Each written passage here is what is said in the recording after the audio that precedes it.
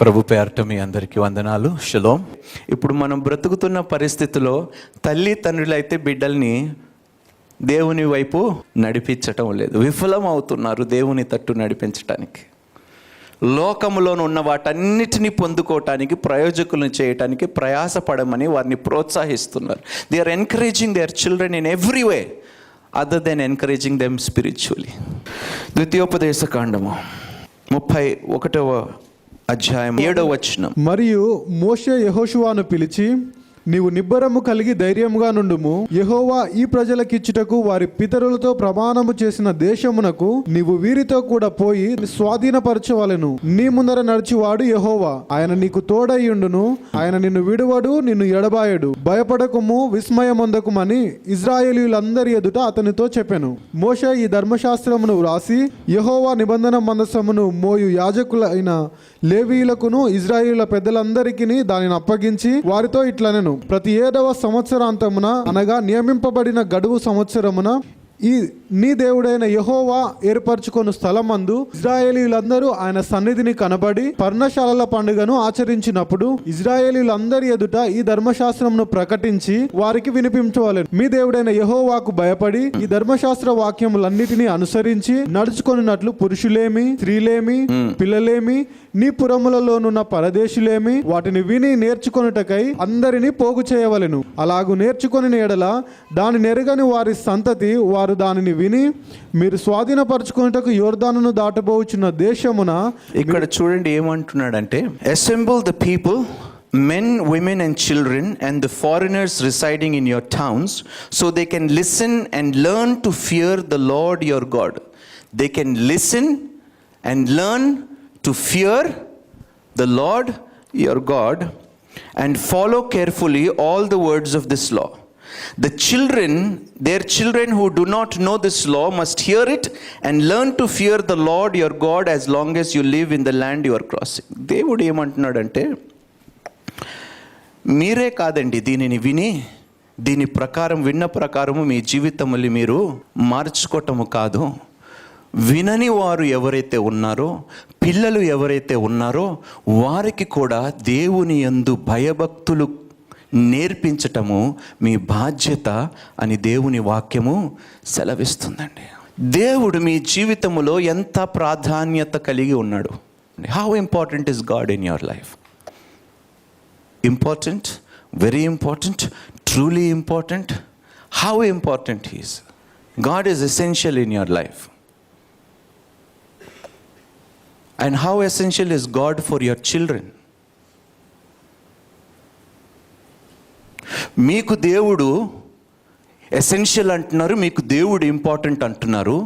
మీ పిల్లల పరిస్థితి ఏమిటి? Who is going to teach them? ఎవరు నేర్పిస్తారు మీ పిల్లలకి దేవుని యందు భయభక్తులు కలిగి జీవించాలని? ఎవరు నేర్పిస్తారు? నేను నేర్పించాలా? వారం రోజుల్లో కాపరితో ఎంత సమయము మీ పిల్లలు గడుపుతారు? ఇంటిలో తల్లిదండ్రులతో ఎంతసేపు పిల్లలు గడుపుతారు? మీరే నిర్ణయించుకొని చెప్పండి ఈరోజు.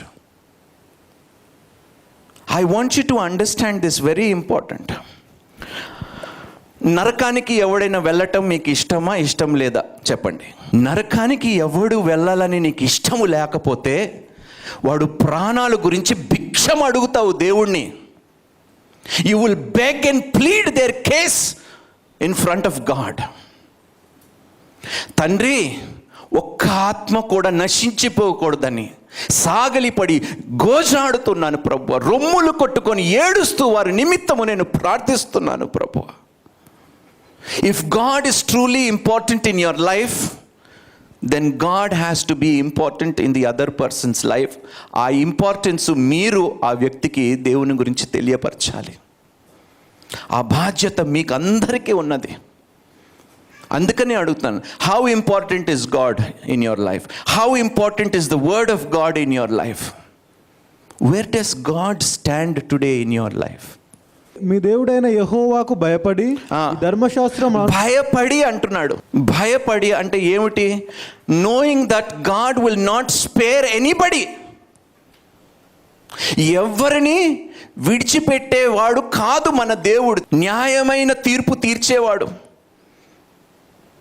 ఎవరిని విడిచిపెట్టాడంట. తప్పు చేసిన వారందరికీ దేవుడు లెక్క అడిగేవాడంట. అందరితోని లెక్క చెప్పించుకుంటాడు దేవుడు. అందుకనే భయము కలిగి మనం బ్రతకాలి.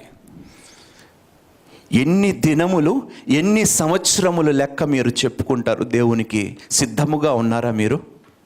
మీ లెక్క, మీ జీవితము లెక్క దేవునికి అప్పగించడానికి మీరు సిద్ధముగా ఉన్నారా ఈరోజు? నాకు చెప్పండి. If today you are called in the presence of the Lord and God says give me an account of your life, ఏం చెప్తాం మనం? ఏం లెక్క చూపిస్తాం? Because you have not feared me, నా యందు భయభక్తులు లేదు కాబట్టి లెక్క చెప్పనవసరము లేదనుకొని నువ్వు బ్రతికేవు. ఈరోజు బాధ్యత వహించండి. ప్రతి ఒక్కరూ స్కూల్కి టైంకి త్వరగా వెళ్ళమని పిల్లల్ని సిద్ధపరుస్తారు. ఎగ్జామ్స్కి బాగా చదువుకోమని పేరెంట్స్ సిద్ధపరుస్తారు. ప్రయోజకుడు కావాలని, ఈ డిగ్రీలు పొందుకోవాలని అన్నిటికీ సిద్ధపరుస్తారే, పరలోకమునికి ఎందుకు సిద్ధపరచటము లేదు? దేవుని యందు భయభక్తులు మీ పిల్లలు కలగకపోతే వారు భవిష్యత్తును ఎవరి చేతిలో పెడుతున్నారండి? తల్లిదండ్రులుగా మీరు. మన పిల్లల జీవితంలో కూడా వారికి నేర్పించకుండా అనవసరమైన వాటిని కొరకు వారిని సిద్ధపరుచుతున్నామండి. How many parents are actually telling, no, I don't care what my son becomes in the world, but I truly want him to be the child of God. ఎంతమంది తల్లిదండ్రులు ఈ విధంగా చెప్తున్నారు? వాడు డాక్టర్ అవ్వకపోయినా పర్వాలేదు, అడ్వకేట్ అవ్వకపోయినా పర్వాలేదు, వ్యాపారస్తుడు అవ్వకపోయినా పర్వాలేదు, నా దేవుడు దేవుని బిడ్డగా సాక్షి కలిగి ఉంటే చాలు అన్న తల్లిదండ్రులు ఎంతమంది ఉన్నారండి ఈరోజు మన మధ్యలోని? There is no guarantee just because you come to church and hear the word of God, you are going to enter into the kingdom of God. Be not hearers of the word. మీరు వినవారు మాత్రముగా ఉండకండి, చెయ్యువారుగా ఉండమంటున్నాడు దేవుని వాక్యము సెలవిస్తుంది.